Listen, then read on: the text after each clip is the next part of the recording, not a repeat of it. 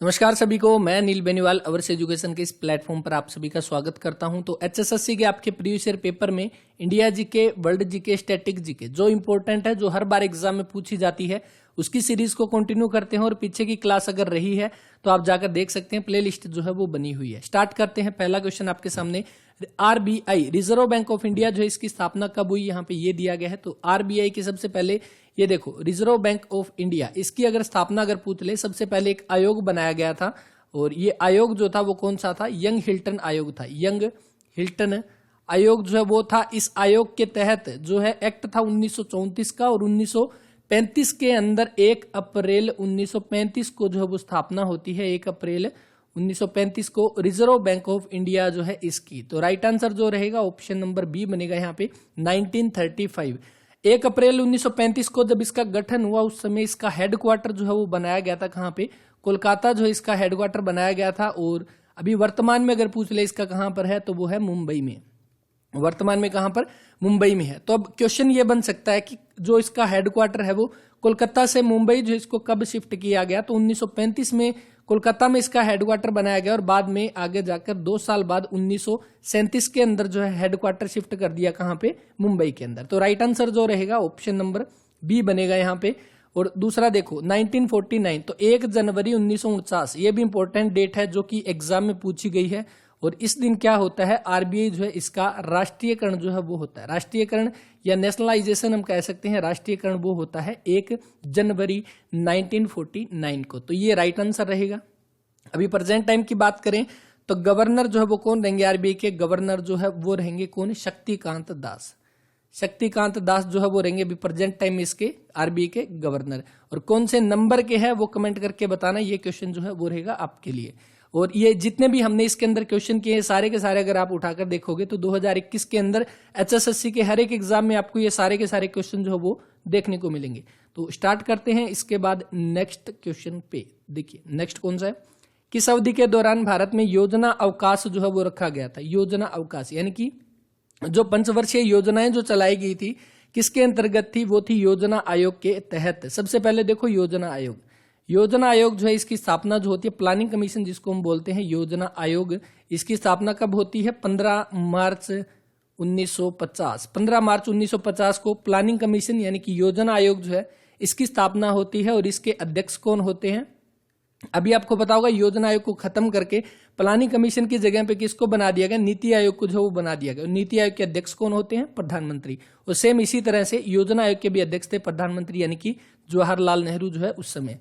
ठीक है। अब दूसरी बात करते हैं, इसके तहत पंचवर्षीय योजना जो है वो शुरू की गई। पंचवर्षीय योजना, अब इस क्वेश्चन के अंदर जो पूछा गया ना वो अभी आपको आसानी से याद होगा। कैसे पंचवर्षीय योजना शुरू की गई थी? देखो 1950 के अंदर आपकी योजना जो प्लानिंग कमीशन बना, इसी के अगले साल 1951 से लेकर पहली पंचवर्षीय योजना, पंचवर्षीय का मतलब 5 साल की योजना, तो ये आपका कब बना? पहली पंचवर्षीय योजना आपकी रही 1951 से 1956 तक। दूसरी 56 से लेकर 61 तक रही दूसरी। और तीसरी कब बनी थी? 61 से लेकर आपकी 66 तक। ये 3 आपकी लगातार पंचवर्षीय योजनाएं जो है वो रही थी। और इसके बाद कितनी पंचवर्षीय योजनाएं होगी?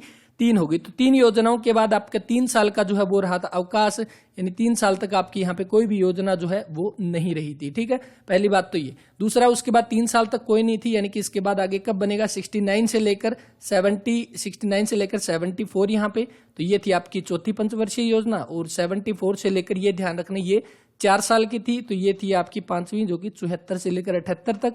फिर आपकी कितनी? 80 से लेकर 85। तो अब याद कैसे रखोगे? देखो ये थी छठी। पहली 3 थी, पहली, दूसरी, तीसरी। 3 साल के बाद 3 साल का गैप, फिर 2 साल के बाद, यानी पहली 3 योजना के बाद 3 साल का अवकाश, उसके बाद 2 योजना के बाद 2 साल का अवकाश। तो ऐसे आप याद रख सकते हैं। ठीक है। अब इसके अंदर जो दिया गया योजना अवकाश, यानी कि 1966 तक तो थी आपकी तीसरी, उसके बाद 69 तक रही थी, यानी कि ऑप्शन नंबर बी इसका वो राइट आंसर रहेगा। योजना अवकाश जो है वो रखा गया था 1966 से 1969 तक। तो ये क्वेश्चन यहाँ पे पूछा गया, right answer option number B. बाकी नीति आयोग के बारे में हम आगे डिस्कस करेंगे। और इसके बाद देख लेते हैं नेक्स्ट क्वेश्चन। किस वर्ष तक जो है सिंह, शेर जो है वो भारत का राष्ट्रीय पशु रहा था? पहली बात तो ये कि अभी वर्तमान में अगर आपसे पूछ ले कि अभी भारत का राष्ट्रीय पशु कौन है, तो वो रहेगा टाइगर। टाइगर यानी कि बाघ जो है वो अभी प्रेजेंट टाइम में भारत का राष्ट्रीय पशु जो है वो रहेगा। बस बात रहेगी साल 1973 की, तो अप्रैल 1973 के अंदर, अप्रैल 1973 के अंदर एक प्रोजेक्ट जो है वो जारी किया गया था। कौन सा था? Project tiger. प्रोजेक्ट टाइगर, तो ये प्रोजेक्ट टाइगर जो था ये किया गया था किसके द्वारा? उस समय की आपकी प्रधानमंत्री कौन थी? इंदिरा गांधी।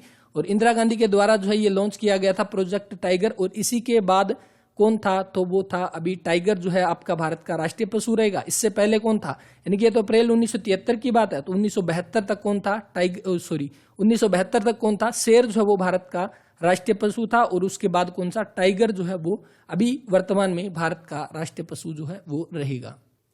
एक क्वेश्चन और यहाँ पे जो बनेगा कि टाइगर जो है इसका साइंटिफिक नेम आपका क्या रहेगा? साइंटिफिक नेम से आपको पता है ना क्वेश्चन पूछे जाते हैं साइंटिफिक नेम, तो इसका नाम तो आसान ही है, याद भी रह जाएगा आपको। क्या रहेगा? Panthera Tigris. पैंथेरा टाइग्रिस जो है वो आपका रहेगा, टाइग्रिस जो है वो रहेगा इसका, टाइग्रिस जो है TIGRIS, टाइग्रिस, ये रहेगा आपका टाइगर का साइंटिफिक नेम। टाइगर से याद रख लेना, टाइग्रिस जो है इसका साइंटिफिक नेम, तो आसानी से याद हो जाएगा। राइट आंसर बनेगा ऑप्शन नंबर 3 1972 यहाँ पे। इसके बाद नेक्स्ट क्वेश्चन जो दिया गया, देखिए राष्ट्रगान की पूर्ण प्रस्तुति का मानक समय जो है वो क्या रहेगा? राष्ट्रगान किसके द्वारा रचित है? आपको पता है रविंद्रनाथ टैगोर जो है उनके द्वारा रचित है, रविंद्रनाथ टैगोर या रविंद्रनाथ ठाकुर हम कह सकते हैं। और इन्होंने सबसे पहले कब गाया? 27 दिसंबर 1911 को जो है आपको ये गाया गया। कोलकाता, कांग्रेस के कोलकाता अधिवेशन में ये पहली बार गाया गया था।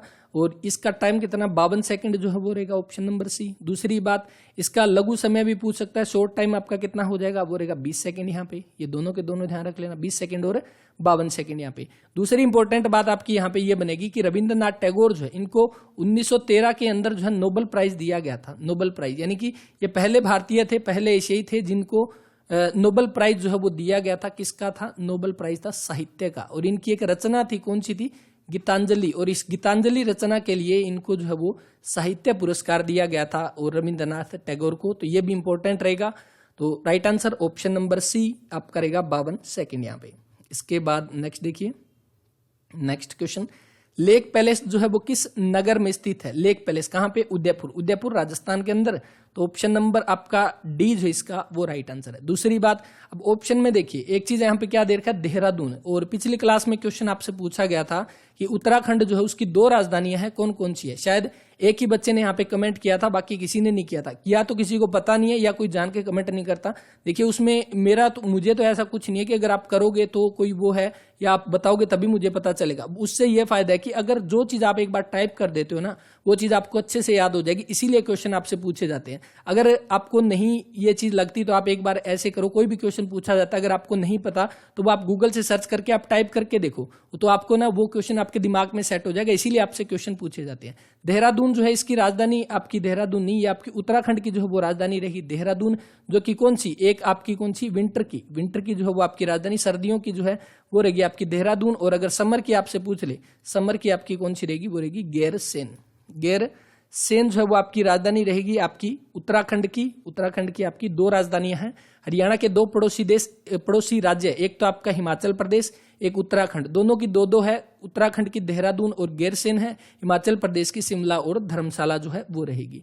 जयपुर जो दे रखी है किसकी? राजस्थान की राजधानी है और इसको क्या बोलते हैं? पिंक सिटी के नाम से जानते हैं। हरियाणा में पिंक सिटी बोलते हैं हम फतेहाबाद को, और देश में अगर बात करें तो राजस्थान की आपकी राजधानी जयपुर को बोला जाता है पिंक सिटी। वडोदरा कहाँ पे है? गुजरात के अंदर। नेक्स्ट क्वेश्चन देखते हैं।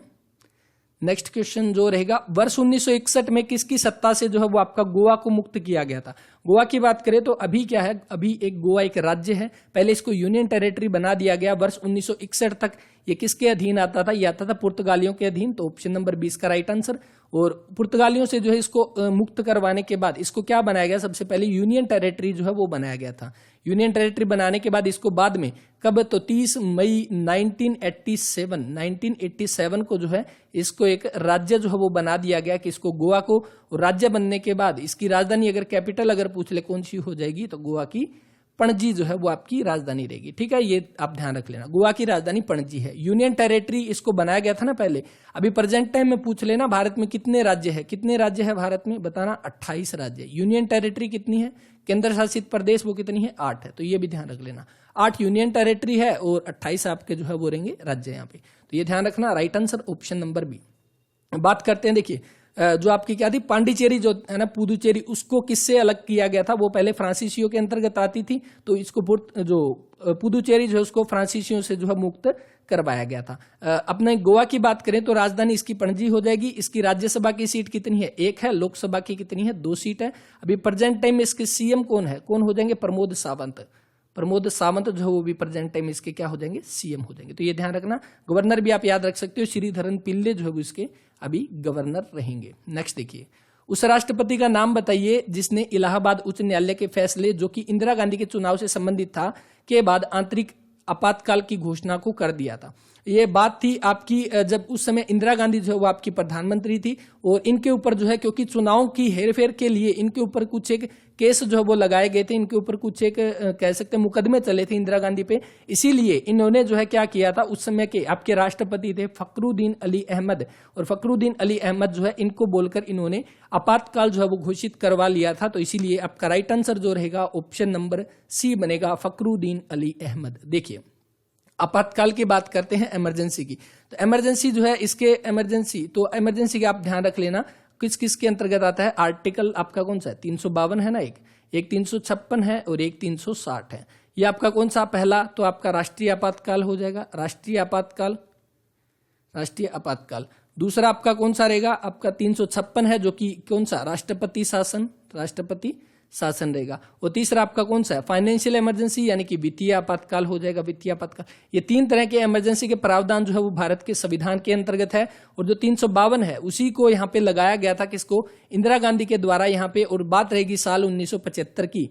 और ये जो आपका 352 है ना आर्टिकल, ये कब कब लगाया जा सकता है? तो ये लगाया जा सकता है आपका कोई भी बाह्य आक्रमण जो हो उस समय लगा सकते हैं इमरजेंसी यहाँ पे। दूसरी बात, आपका कोई भी इंटरनल अगर कोई विद्रोह चल रहा हो भारत के अंदर, उस समय भी इसको लगा सकते हैं। तीसरा क्या है? आंतरिक अशांति, ये आप ध्यान रखना। आंतरिक अशांति जो है इसको यानी कि इंटरनल डिस्टरबेंस जो है अगर ये हो तो उस समय भी राष्ट्रपति शासन लगाया जा सकता था। लेकिन इंदिरा गांधी ने जो है इसको क्या किया? इसको गलत तरीके से यूज किया। हालांकि ऐसे कोई भी कह सकते हैं वातावरण, ऐसे कोई भी हालात हुए नहीं थे आंतरिक अशांति के, लेकिन फिर भी आंतरिक अशांति को लेकर यहाँ पे भारत में आपका आपातकाल जो है वो घोषित कर दिया गया था। इसीलिए बाद में 1978 के आसपास आंतरिक अशांति का जो प्रावधान था आपका इमरजेंसी के लिए, उसको हटा दिया गया। अब आपका चाहे आक्रमण हो उसके तहत कर सकते हैं, या कोई भी विद्रोह हो उस समय आपका इमरजेंसी जो है वो लगाई जा सकती है। आक्रमण की बात करें तो सबसे पहले भारत चीन का युद्ध हुआ था, उस समय जो है यहाँ पे इमरजेंसी लगाई गई थी। दूसरा भारत और पाकिस्तान का युद्ध हुआ था, उस समय यहाँ पे जो है वो इमरजेंसी लगाई गई थी। भारत में बात करें तो अब तक कितनी बार आपका जो है इमरजेंसी लग चुकी है? तो 3 बार। सबसे पहले चीन के साथ युद्ध हुआ 1962 के अंदर, दूसरा पाकिस्तान के साथ युद्ध हुआ 1971 के अंदर, और तीसरा जो अभी हमने बात किया 1975 के अंदर 25 जून 1975 को इंदिरा गांधी के द्वारा जो है वो घोषणा की गई। तो टोटल 3 बार जो है वो लग चुकी है इमरजेंसी भारत में। और इसी तरह से आपका 356 जो है वो हरियाणा में लग चुका है। कितनी बार? 3 बार। और कब कब लगा कमेंट करके बताना। हरियाणा में 3 बार आपका राष्ट्रपति शासन जो है वो लग चुका है, तो ये ध्यान रखना। और आपका जो वो राइट आंसर बनेगा फखरुद्दीन अली अहमद। दूसरी बात करें, जब हरियाणा का गठन हुआ 1 नवंबर 1966, उस समय भारत के आपके उपराष्ट्रपति जो है वो कौन थे? उपराष्ट्रपति वो थे कौन? जाकिर हुसैन, जो कि 1962 से लेकर 1967 तक जो है वो रहे थे उपराष्ट्रपति के पद पर। यानी क्वेश्चन बन सकता है कि हरियाणा के गठन के समय भारत के जो उपराष्ट्रपति जो है वो कौन थे? तो वो थे डॉक्टर जाकिर हुसैन। इसके बाद देखते हैं नेक्स्ट जो क्वेश्चन यहाँ पे दिया गया। देखिए, निम्न शासकों का भारत में शासन करने का सही क्रम जो है वो क्या है? तो क्रम की अगर हम बात करें, अगर इन चारों ऑप्शन को अगर आप ध्यान से देखोगे तो सबसे पहले आपको ध्यान आएगा इल्तुतमिश यहाँ पे, क्योंकि इल्तुतमिश जो है वो किसका था? तो आपका जो गुलाम वंश जो आया था ना दिल्ली आपका सल्तनत के अंदर, सबसे पहले 1206 से लेकर 1290 तक जो है वो शासन किया था। किसने? गुलाम वंश ने। और इसी गुलाम वंश की जो है वो स्थापना करता है कौन? कुतुबुद्दीन ऐबक जो है वो इसकी स्थापना करता है, कुतुबुद्दीन ऐबक। और ऐबक का ही कौन था? गुलाम था, और इसका दामाद था कौन? इल्तुतमिश यहाँ पे। इसके बाद ये राजा बनता है जो कि कब से? 1210 से लेकर 1236 तक शासन करता है कौन? इल्तुतमिश यहाँ पे। और इसके बाद कौन आता है? इसकी बेटी आती है ना रजिया सुल्तान, जिसकी 1240 में कैथल में जो है मृत्यु कर दी जाती है। वही इल्तुतमिश की बेटी जो है वो रजिया सुल्तान है। अब पहली बात ये, इल्तुतमिश पहले आ गया। 1290 तक गुलाम वंश का शासन था, उसके बाद 1290 से लेकर 1320 तक शासन किया था किसने? खिलजियों ने। यानी कि दूसरे नंबर पे कौन आ जाएगा? खिलजी आ गया। यानी कि पहले 4 नंबर फिर 3 नंबर। अब दूसरी देखो, शेरशाह सूरी और अकबर में पहले कौन आया? अगर इसको याद करना हो तो आपको ध्यान होगा, अकबर जो शेरशाह सूरी जो है इसका युद्ध हुआ था किसके साथ? हुमायूं के साथ। और हुमायूं कौन था? हुमायूं था अकबर का पिता। यानी कि ये किसके टाइम पे था? आपका हुमायूं के टाइम पे। यानी अकबर आ जाएगा जिसने कब 1556 से लेकर और आपके 1605 तक जो है शासन किया था। 5 नवंबर 1556 को कौन सा? पानीपत का दूसरा युद्ध होता है और इसमें हेमू को हराकर यहाँ पे अकबर जो है वो राजा बनता है 1556। तो इसके अकॉर्डिंग अगर आप देखोगे तो पहले 4 नंबर, फिर 3, फिर 1, फिर 2, ये चारों के चारों जो है वो आ जाएंगे। ठीक है। अब दूसरी बात देखो, शेरशाह सूरी की यहाँ पे बात की गई है। शेरशाह सूरी जो है इसका हरियाणा में संबंध कहाँ से है? नारनौल से है। क्यों है नारनौल से?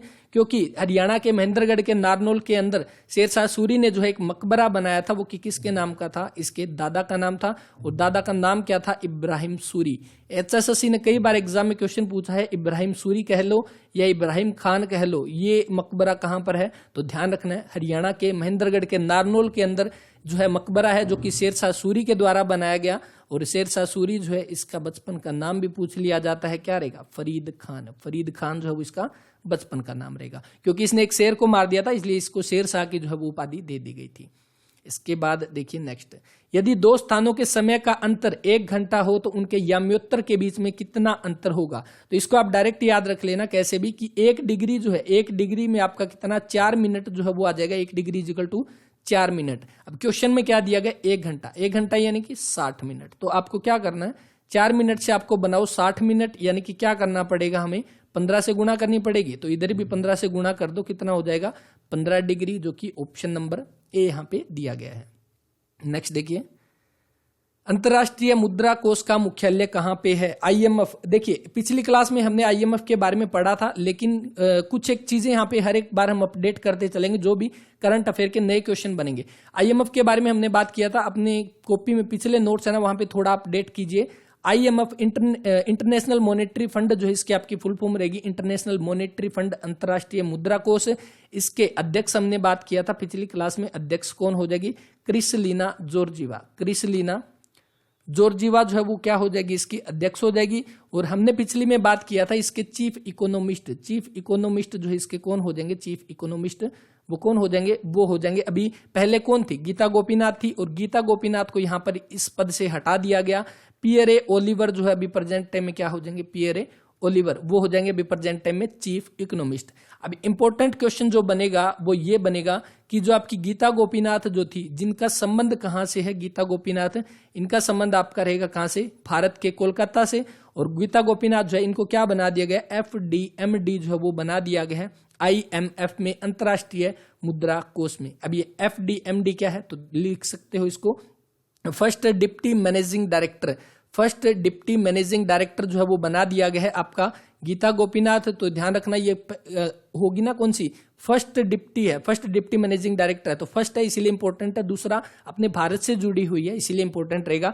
गीता गोपीनाथ जो कि पहले चीफ इकोनॉमिस्ट थी, अब ये FDMD बन चुकी है। और ये करंट अफेयर, ये क्योंकि अपडेट हुआ है जनवरी के लास्ट वीक में, तो जनवरी 2022 के लास्ट वीक में, इसीलिए इंपॉर्टेंट रहेगा, तो ध्यान रखना। और इसका हेडक्वार्टर पूछा गया कहाँ पे? वाशिंगटन में रहेगा, वाशिंगटन DC के अंदर। और हमने याद किया था किसका? एक तो IMF हो जाएगा, एक दूसरा कौन सा? वर्ल्ड बैंक, क्योंकि ये दोनों के दोनों देखो किससे जुड़े हुए हैं? पैसों से जुड़े हुए हैं ना। IMF भी आपका मुद्रा कोष, वर्ल्ड बैंक जो है ये भी पैसों से। इससे याद रख लेना, क्योंकि DC जो है, DC के पास पैसे हैं, इसीलिए आप याद रख लेना। वाशिंगटन DC के अंदर IMF जो है उसका हेडक्वार्टर रहेगा। नेक्स्ट क्वेश्चन देखिए, न्याय के अंतर्राष्ट्रीय न्यायालय के न्यायाधीश का कार्यकाल कितना होता है? इंपॉर्टेंट क्वेश्चन जो है वो रहेगा। क्यों? क्योंकि इसके अंतर्गत अगर हम बात करें, सबसे पहले ICJ, international court of justice, अंतर्राष्ट्रीय न्यायालय आपका जो है इसका हेडक्वार्टर कहां पर है?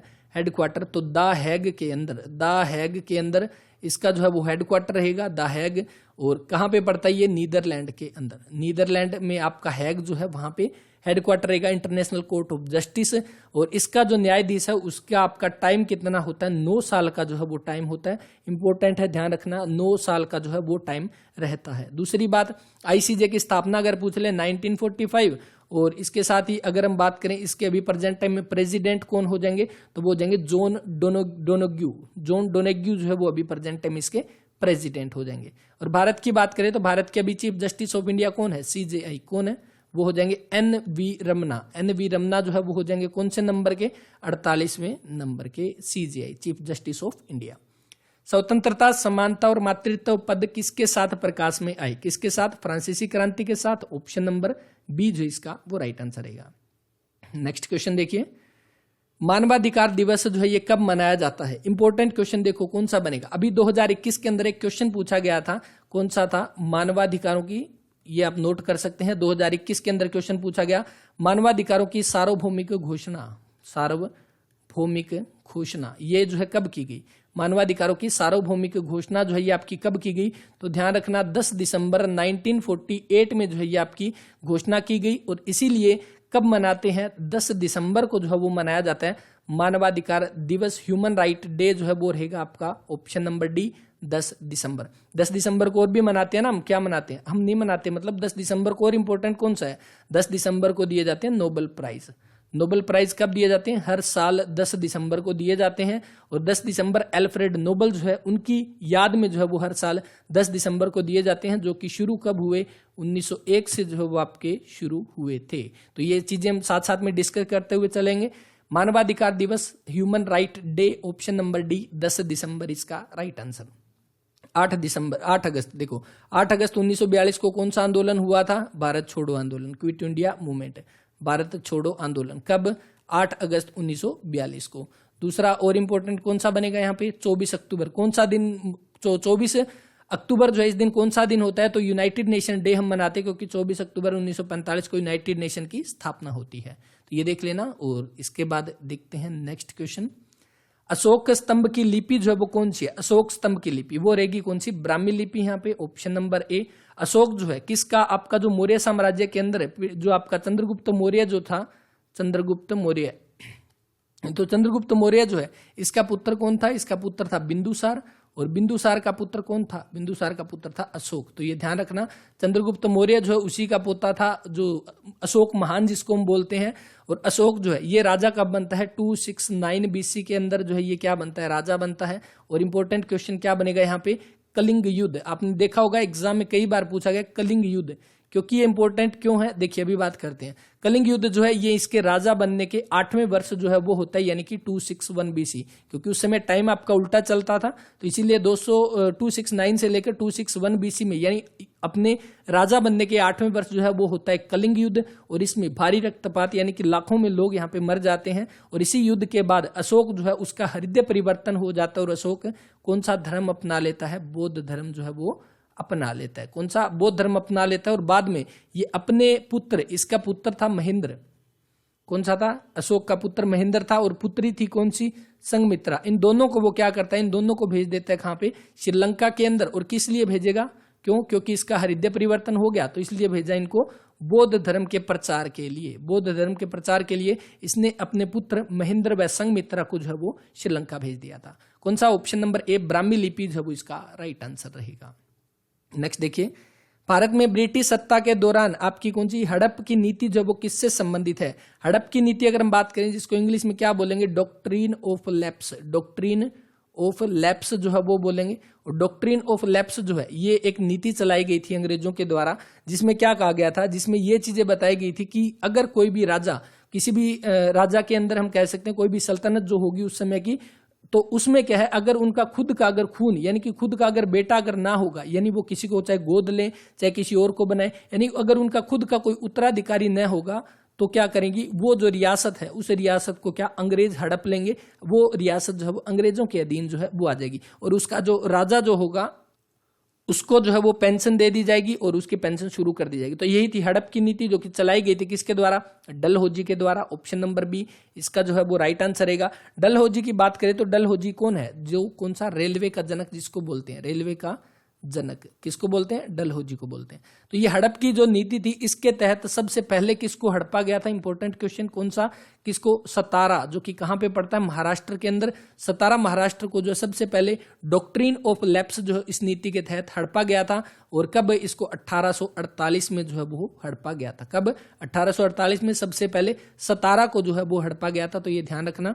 और डलहौजी को बोलते हैं रेलवे का जनक, क्यों, क्योंकि इसी के टाइम में आपकी कब, 16 अप्रैल 1853, 16 अप्रैल 1853 को जो है वो पहली रेल चली थी, जो कि कहां से थी, जो कि बॉम्बे से थाने तक चली थी। टोटल कितनी, 34 किलोमीटर की जो रेल चली थी, पहली रेल भारत के अंदर 16 अप्रैल को। तो ये भी डलहौजी के टाइम में थी, इसीलिए डलहौजी को क्या बोलते हैं, रेलवे का जनक जो है वो बोला जाता है। तो ये ध्यान रखना।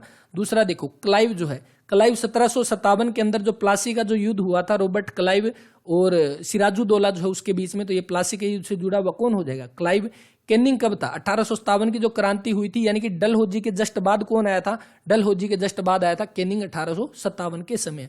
और दूसरा देखो, कर्जन 1905 के अंदर जो है कौन सा बंगाल विभाजन कौन करता है, कर्जन जो है वो बंगाल विभाजन जो है वो इसके द्वारा किया जाता है। तो ये ध्यान रखना। आपका जो राइट आंसर बनेगा वो बनेगा ऑप्शन नंबर बी, यहाँ पे डलहौजी।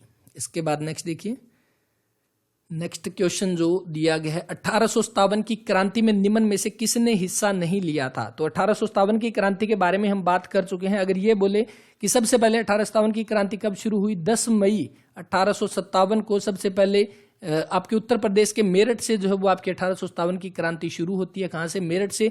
और अगर हरियाणा में बात करें तो कहाँ से, अंबाला से जो है वो शुरू होती है। अंबाला में आपको कितनी तारीख दी होगी, या तो आपको 10 मई दिया होगा सेम डे, और यह आपको कितनी 13 मई दिया होगा। इन दोनों में से एक ऑप्शन में मिलेगा, तो आप दोनों में से कोई भी टिक कर देना। 10 मई भी माना जाता है और 13 मई भी जो है वो भी बोला जाता है। वैसे 10 मई आपका एग्जैक्ट यहाँ पे आंसर होगा, और 13 मई भी अगर दिया हो तो वो भी गलत नहीं होगा, ठीक है। तो आपका कौन सा, 1857 की क्रांति, रानी लक्ष्मीबाई जो है जिन्होंने कहाँ से, झांसी से जो वो नेतृत्व किया था, कहाँ से, झांसी से। और क्योंकि आप देख सकते हैं रानी लक्ष्मीबाई जो है इनका खुद का पुत्र नहीं था, इन्होंने गोद लिया था। इनके पति का नाम क्या था, पति का नाम गंगाधर राव था, इनके खुद का नाम क्या था, मन्नूबाई जो है इनका खुद का नाम था। तो इन्होंने ये भी किसके आपके कह सकते हैं किससे सताए हुए थे, हड़प की नीति जो उससे सताए हुए थे, क्योंकि इनके खुद का बेटा नहीं था। इसलिए अंग्रेजों ने बोला कि झांसी जो रियासत है उसको हम अपने अंडर ले लेंगे, क्योंकि ये आपका खुद का उत्तराधिकारी जो है वो नहीं है। दूसरा देखो, नाना साहिब, ये भी आपका पेशवा द्वितीय जो उनके दत्तक पुत्र थे, उनके भी गोद लिए हुए थे, जो कि कहां से, कानपुर से। तो ये भी आपके क्या कह सकते हैं, ये भी हड़प की नीति जो है उसके अंतर्गत ये भी सताए हुए थे नाना साहिब। ये भी 1857 की क्रांति में कानपुर से जो है इन्होंने नेतृत्व किया था। तांता टोपे भी जो है वो नाना साहिब के आपके सेनापति हो जाएंगे। चंद्रशेखर आजाद, इनका तो आपका जन्म ही बाद में हुआ था, कब, 1906 के अंदर। 1906 के अंदर चंद्रशेखर आजाद जो है इनका 23 जुलाई मध्य प्रदेश के अंदर इनका जो वो जन्म होता है, यानी कि 1857 की क्रांति में तो इनका कोई रोल ही नहीं था। और उसके बाद इनका जो है आपका हम कह सकते हैं 27 फरवरी 1931 को जो है इन्होंने, क्योंकि अंग्रेज काफी सारे अंग्रेजों को मारने के बाद ये अंग्रेज सैनिकों से चारों तरफ से घिर गए थे इन्होंने, इसलिए इनके जो कह सकते हैं इनके पिस्टल के अंदर एक ही गोली बची थी, और वो एक गोली इन्होंने खुद को मारी, क्योंकि इन्होंने बोला कि मैं अंग्रेजों के हाथों नहीं मरना चाहता, खुद मरना जो है वो बेटर है। इसीलिए 27 फरवरी 1931 को इन्होंने खुद गोली जो मार ली थी। ये थे चंद्रशेखर आजाद। तो इसका राइट आंसर जो बन जाएगा कौन सा, ऑप्शन नंबर डी, यहाँ पे चंद्रशेखर आजाद। यहाँ पे नेक्स्ट देखिए, क्षेत्रफल की दृष्टि से भारत का सबसे बड़ा राज्य कौन सा है। यहां पे देखो कुछ एक इंपॉर्टेंट क्वेश्चन हम यहां पे कवर करेंगे। क्षेत्रफल की दृष्टि से भारत में क्षेत्रफल की दृष्टि से सबसे बड़ा राज्य, 4-5 सीक्वेंस में याद कर लेते हैं। सबसे पहला कौन सा है, राजस्थान जो है वो पहले नंबर पे है भारत में सबसे बड़ा। दूसरे नंबर पे कौन है, मध्य प्रदेश जो है दूसरे नंबर पे है। तीसरे पे कौन है, महाराष्ट्र तीसरे पे है। चौथे पे कौन है, चौथे पे आपका उत्तर प्रदेश आ जाएगा। और पांचवें पे कौन सा है, गुजरात है। अब ये क्यों किए हमने, क्योंकि देखो गुजरात ऑप्शन में दे रखा है, उत्तर प्रदेश दे रखा, महाराष्ट्र राजस्थान, ये हमने पढ़ लिया। ये तो हो गया एरिया के अकॉर्डिंग। अगर पूछ ले जनसंख्या के अकॉर्डिंग सबसे पहले नंबर पे कौन है जनसंख्या में, तो आप सभी को पता है उत्तर प्रदेश जो है, लगभग अकेले उत्तर प्रदेश की जनसंख्या पाकिस्तान के बराबर है, ठीक है।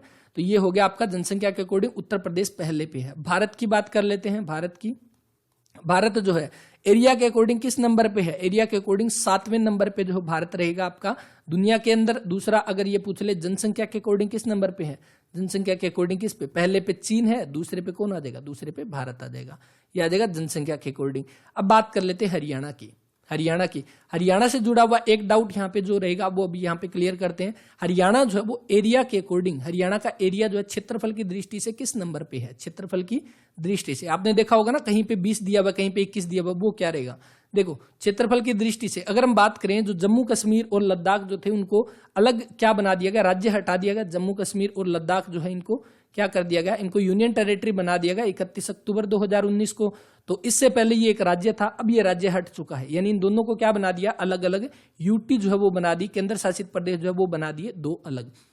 उस समय आपका जो है 31 अक्टूबर 2019 से पहले आपका हरियाणा जो है कौन से नंबर पे था, तो 21वां नंबर था हरियाणा का, यानी कि राज्य के तौर पर कौन सा नंबर था, 21वां नंबर था। और अभी अगर पूछ लेना, अभी क्वेश्चन आपके दो तरह से बनेंगे, कौन से, एक तो क्वेश्चन आपका ये बनेगा कि भारत में आपका जो राज्य प्लस यूटी, अगर आपका राज्य ना दिया हो ना, तो इसका मतलब यह कि राज्य प्लस केंद्र शासित प्रदेश दोनों की बात की जा रही है। तो दोनों की अगर बात करेंगे तो उस समय हरियाणा कौन से नंबर पे है, उस समय 21वें नंबर पे रहेगा। 21वें पे अगर अकेली बात कर लेना कि हरियाणा भारत में राज्य के अकॉर्डिंग क्षेत्रफल की दृष्टि से कौन सा स्थान है, तो राज्य के अकॉर्डिंग रहेगा 20वें स्थान पर, 20वें स्थान पर। तो अब देखो, अब मतलब एक ऐसी केंद्र शासित प्रदेश है जो हरियाणा से बड़ा क्षेत्रफल है, वो कौन सा रहेगा, वो रहेगा लद्दाख। तो ये ध्यान रखना, लद्दाख जो है उसका क्षेत्रफल अपने हरियाणा से जो है वो ज्यादा है। तो इसीलिए अगर क्वेश्चन के अंदर ये आ जाए कि क्षेत्रफल की दृष्टि से हरियाणा का भारत में कौन सा स्थान है, तो हम 21वें के साथ यहाँ पे जा सकते हैं। और ये एचएसएससी के एग्जाम में आपने देखा भी होगा, 2021 के अंदर एचएसएससी ने 21वां जो है वो राइट आंसर माना है, क्योंकि अगर हम देखें राज्य प्लस यूटी दोनों मिलाकर तो भारत हरियाणा जो है वो 21वें नंबर पर है, लेकिन अकेले राज्य की बात की जाएगी तब 20वें नंबर पे है, क्योंकि लद्दाख जो है इसका क्षेत्रफल हरियाणा से ज्यादा है। तो ये ध्यान रखना, यहां पर कौन सा जो राइट आंसर बन जाएगा, ऑप्शन नंबर डी बनेगा, यहाँ पे राजस्थान इसका राइट आंसर। नेक्स्ट देखिए, नेक्स्ट क्वेश्चन कौन सा, स्टॉकहोम। देखिए स्टॉकहोम जो है ये किसकी राजधानी है, स्टॉकहोम किसकी राजधानी है, ये है स्वीडन की। और ये क्यों इंपॉर्टेंट है, क्योंकि देखो नोबेल प्राइज के बारे में हमने अभी बात किया, नोबेल प्राइज, तो नोबेल प्राइज जो है जो 1901 से शुरू हुए थे नोबेल प्राइज, कुल 6 क्षेत्र में नोबेल प्राइज दिए जाते हैं, जिनमें से 5 क्षेत्र के अंदर आपके यानी 5 फील्ड के अंदर जो नोबेल प्राइज है वो कहां से दिए जाते हैं, वो आपके दिए जाते हैं स्टॉकहोम से। स्टॉकहोम जो आपकी कहां की, स्टॉकहोम जो कि स्वीडन की राजधानी है ना, यहां से दिए जाते हैं आपके 5 नोबेल पुरस्कार। एक जो है कौन सा बच गया, पीस का, पीस का यानी कि शांति का जो नोबेल प्राइज है ना, ये कहां से दिया जाता है, शांति का, वो दिया जाता है जो ऑप्शन नंबर बी यहाँ पे दे रखा है, नार्वे, यानी कि नार्वे की राजधानी जो है कौन सी, ओस्लो जो है, नार्वे की राजधानी ओस्लो जो है, यहां से दिया जाता है आपका शांति का यानी पीस का जो है वो नोबेल प्राइज। ठीक है, तो ये ध्यान रख लेना, जो नोबेल प्राइज जो है टोटल 6 क्षेत्र में 5 आपके दिए जाते हैं स्टॉकहोम से अवार्ड, और एक दिया जाता है आपका नार्वे ओस्लो से, जो कि पीस का यानी कि शांति का जो है वो नोबेल प्राइज है। तो ये स्टॉकहोम किसकी राजधानी है, स्वीडन की, ऑप्शन नंबर डी। नेक्स्ट, और बाकी देखो एक चीज और देखो, हरियाणा के एग्जाम के पॉइंट ऑफ व्यू से डेनमार्क जो दे रखा है ना, डेनमार्क क्वेश्चन क्या बनता है, हरियाणा का क्षेत्रफल, ये भी नोट कर लेना, नया क्वेश्चन है, हरियाणा का क्षेत्रफल किस देश के बराबर है, किस देश के बराबर है, या हम कह सकते हैं इक्विवेलेंट है, किसके इक्वल हो जाएगा लगभग। तो डेनमार्क का जो आपका एरिया अगर पूछ लेना 42,933, वैसे पूछा नहीं जाएगा लेकिन एग्जांपल के तौर पर आप देख सकते हो डेनमार्क का एरिया कितना है, 42,933 वर्ग किलोमीटर, और हरियाणा का कितना है, 44,212, यानी कि आपका लगभग और लगभग हम मान सकते हैं कि हरियाणा का क्षेत्रफल किस देश के बराबर है, तो वो रहेगा डेनमार्क के बराबर। तो ये भी ध्यान रख लेना, ये भी एग्जाम में क्वेश्चन जो है वो नया क्वेश्चन है, तो बन सकता है एग्जाम में। ठीक है, तो ऑप्शन नंबर डी डेनमार्क, इसका नहीं, इसका तो स्वीडन आंसर है ना, ऑप्शन नंबर ए। इसके बाद देखो, केंद्र राज्य संबंधों के समीक्षार्थ गठित आयोग के चेयरमैन जो है वो कौन थे, वो थे RS सरकारिया, तो ऑप्शन नंबर डी इसका जो है वो राइट आंसर रहेगा। इसके बाद बाकी मनमोहन सिंह जो है ना, मनमोहन सिंह ये क्या है, एक ऐसे प्रधानमंत्री जिनके साइन आपके नोटों पर मिलते हैं, प्रधानमंत्री जिनके साइन, क्योंकि ये प्रधानमंत्री भी रह चुके हैं और RBI के गवर्नर भी जो है वो भी रह चुके हैं, RBI के गवर्नर भी ये रह चुके हैं, कौन, doctor Manmohan Singh. Next question, 100 रुपए के नोट पर किसके हस्ताक्षर होते हैं, 100 रुपए का नोट, जो भी नए नोट जो जारी किए गए थे इसमें क्वेश्चन बनता है 100 रुपए के नोट के ऊपर किसकी पिक्चर जो है, किसका चित्र जो है वो छपा होता है, तो वो रहेगा रानी की बाव, रानी की बाव जो है उसका चित्र जो है वो छपा होता है। अभी जो नए 100 रुपए के नोट आए हैं उसमें, तो इसमें जो 100 रुपए का नोट है उसमें कौन, RBI के गवर्नर जो अभी प्रेजेंट टाइम में कौन है, कमेंट करना, और कौन से नंबर के, ये तो मैंने पहले ही पूछ लिया, अभी प्रेजेंट टाइम में गवर्नर कौन है RBI के वो बताना, और उनके द्वारा 100 रुपए के नोट, 50 रुपए के नोट, 10 रुपए के नोट, 5 रुपए के नोट, सभी नोटों पर साइन होते हैं RBI गवर्नर के, सिर्फ 1 रुपए को छोड़कर, 1 रुपए के नोट को छोड़कर, 1 रुपए का नोट, ये ध्यान रखना, 1 रुपए का नोट जो उसके ऊपर साइन किसके होते हैं, वित्त सचिव के। वित्त सचिव जो है उसके साइन होते हैं आपके 1 रुपए के नोट पर, और बाकी जितने भी नोट होंगे उन सभी पर आरबीआई के गवर्नर जो उनके साइन होते हैं। तो ये ध्यान रखना, 1 रुपए का नोट वित्त सचिव के साइन होते हैं, बाकी सभी पर आरबीआई के गवर्नर जो है उनके साइन होते हैं। ठीक है, अब दूसरी देखो, वित्त मंत्री। अभी बजट पेश किया गया, आपने सुना भी होगा बजट के बारे में। तो बजट पेश किया गया था किसके द्वारा, यानी कि अभी प्रेजेंट टाइम में भारत की वित्त मंत्री कौन है, निर्मला सीतारमण। निर्मला सीतारमण जो है वो भी प्रेजेंट टाइम में भारत की क्या है, आपकी वित्त मंत्री है। और अगर ये पूछ लेना पहली महिला वित्त मंत्री कौन थी, पहली महिला वित्त मंत्री कौन थी आपकी भारत की, पहली महिला वित्त मंत्री कौन थी बताना, तो वो रहेगी इंदिरा गांधी। इंदिरा गांधी जो पहली महिला प्रधानमंत्री, पहली महिला वित्त मंत्री भी थी इंदिरा गांधी। और दूसरी पूछ ले, दूसरी कौन हो जाएगी, निर्मला सीतारमण यहाँ पे। और अगर पूछ ले पहले वित्त मंत्री कौन थे, वो षणमुखम शेट्टी जो है वो पहले आपके वित्त मंत्री थे। और ये पूछ ले सबसे ज्यादा बार जो है वो बजट पेश किसके द्वारा किया गया था, वो किया गया था किसके, मोरारजी देसाई के बारे मोरारजी देसाई के द्वारा सबसे ज्यादा बार बजट जो है वो पेश किया गया। रायगढ़ किला जो है किस ऐतिहासिक व्यक्तित्व से संबंधित है, रायगढ़ का किला कहाँ पे पड़ता है, रायगढ़ का किला, तो ये रहेगा महाराष्ट्र के अंदर। और किसका है, तो शिवाजी से संबंधित है, ऑप्शन नंबर बी यहाँ पे इसका राइट आंसर रहेगा। और शिवाजी से संबंधित है, तो शिवाजी के दरबार में आपके जो मंत्री थे उनको क्या बोला जाता, अष्टप्रधान जो है वो बोला जाता था, अष्टप्रधान। जैसे अकबर के दरबार में कितने थे, 9 रत्न थे ना, 9 रत्न, उनको क्या बोलते थे, नवरत्न बोलते थे, नवरत्न। तो उसी तरह से शिवाजी के दरबार में आपके 8 मंत्री, उनको अष्टप्रधान जो है वो बोला जाता था। आगे देखते हैं नेक्स्ट क्वेश्चन कौन सा दिया गया है। नेक्स्ट देखिए, मदर टेरेसा ने नोबेल शांति पुरस्कार जो है वो कब प्राप्त किया। मदर टेरेसा जो कि एक हम कह सकते हैं क्रिश्चियन थी, कैथोलिक थी, और इन्होंने क्या है आपका मदर टेरेसा जो है इनको आपका नोबेल में शांति पुरस्कार, अभी हमने बात किया नोबेल का शांति पुरस्कार कहां से, नार्वे ओस्लो से दिया जाता है। और 1979 के अंदर इनको जो है कौन सा आपका नोबेल का शांति पुरस्कार जो है वो दिया गया था। और इसी के अगले ही साल 1980 के अंदर इनको क्या दिया गया, भारत रत्न से इनको सम्मानित किया गया 1980 में। 1979 नोबेल प्राइज और 1980 के अंदर भारत रत्न जो है वो इनको दिया गया। और 1962 के अंदर कौन सा, रेमन मैग्सेसे अवार्ड जो है वो दिया गया था, रेमन मैग्सेसे अवार्ड जो है वो दिया गया। रेमन मैग्सेसे अवार्ड जिनको एशिया का नोबेल प्राइज इसको बोलते हैं, रेमन मैग्सेसे अवार्ड को जो फिलीपींस के राष्ट्रपति के द्वारा जो है ये दिया जाता है, फिलीपीन के राष्ट्रपति की याद में ये दिया जाता है रेमन मैग्सेसे अवार्ड।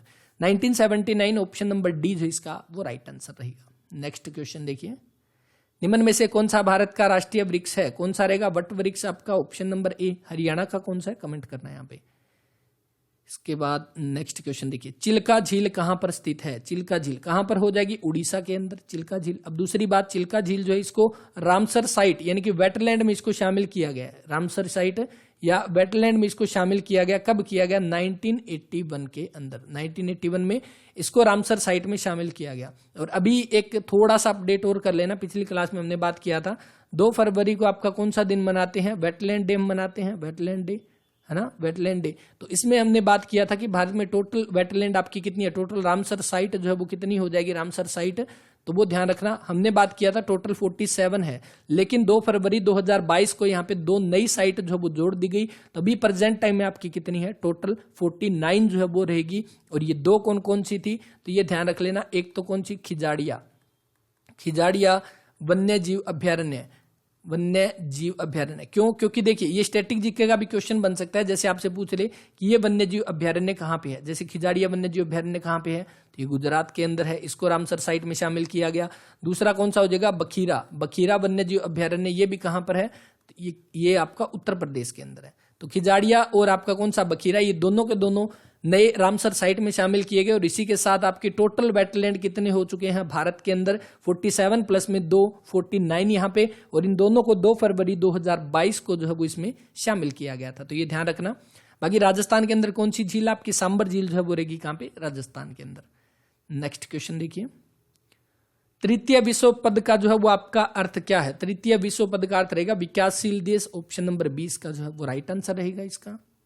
इसके बाद देखिए, वर्ष 1975 में भारत के पहले उपग्रह आर्यभट्ट का जो है वो प्रक्षेपण किस देश से हुआ था?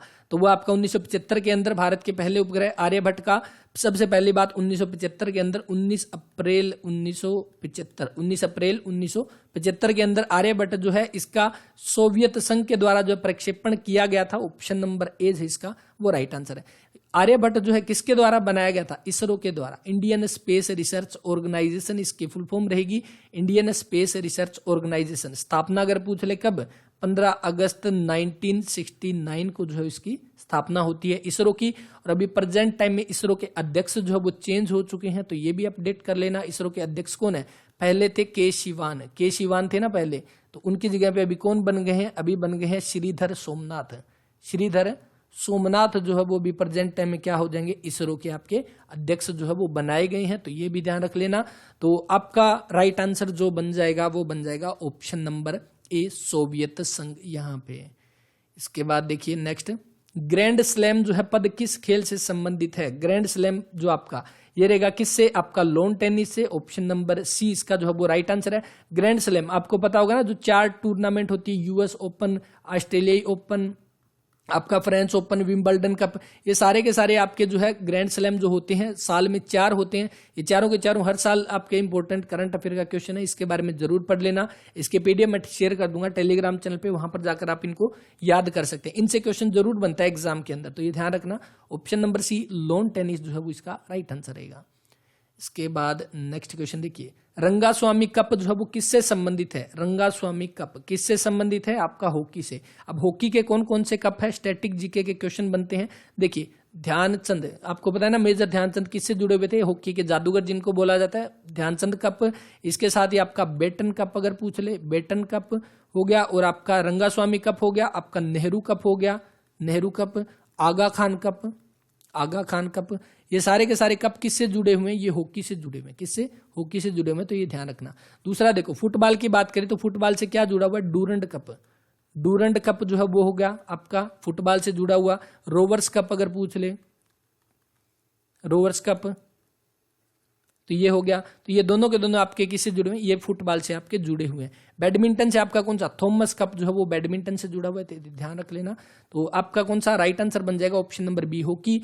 डूरंड कप से याद रखना, डूरंड लाइन जो है ये किसके बीच में है? पहले ये लाइन आपकी जो है लगभग 1870 के बाद जो है ये लगभग आपकी एग्जैक्ट डेट अभी ध्यान नहीं है, देखना 1800 के आसपास, यानी 1900 के थोड़ा सा पहले जो है डूरंड लाइन जो वो खींची गई थी किसके बीच में? भारत वर्सेस आपके किसके? अफगानिस्तान के बीच में। भारत और अफगानिस्तान के बीच में लाइन खींची गई थी, डूरंड लाइन। लेकिन 1947 को जब भारत और पाकिस्तान अलग हो गए, तो जो आपका एरिया अफगानिस्तान के साथ जो भारत का टच करता थे, जो लाइन जो आपका एरिया था वो अफगानिस्तान के साथ टच करता था, वो अभी पाकिस्तान के अंतर्गत चला गया। तो अभी वो लाइन किसके साथ होगी? तो पाकिस्तान और अफगानिस्तान के बीच में डूरंड कप जो है वो, डूरंड लाइन जो है वो रहेगी भारत और डूरंड लाइन जो है वो रहेगी किसके? अफगानिस्तान और पाकिस्तान के बीच में। तो ये ध्यान रखना आपका डूरंड लाइन के बारे में भी। तो आपका रंगास्वामी कप हॉकी से संबंधित है, ऑप्शन नंबर 20 का जो है वो राइट आंसर रहेगा। तो इस क्लास में हम इतने क्वेश्चन करेंगे, उम्मीद करता हूँ क्लास आपको अच्छी लगी होगी, और इनके नोट्स जरूर बना लेना खुद ही। और पीडीएफ जो वो टेलीग्राम चैनल पे शेयर की जाती है, अवर्स एजुकेशन के नाम से जाकर आप सर्च कर सकते हैं, लिंक डिस्क्रिप्शन में मिलेगा। एचएसएससी के 2021 के जितने भी पेपर उन सभी की पीडीएफ भी आपको वहां पे मिल जाएगी, तो उनको डाउनलोड करें, उनकी तैयारी करें अपनी अच्छे से, क्योंकि पेपर एचएसएससी लेगा, इसीलिए सेम पेपर के अंदर सेम क्वेश्चन आपको देखने को मिल सकते हैं। मिलते हैं नेक्स्ट वीडियो में, तब तक के लिए अपना ख्याल रखें, पढ़ते रहें। जय हिंद, जय भारत, जय हरियाणा।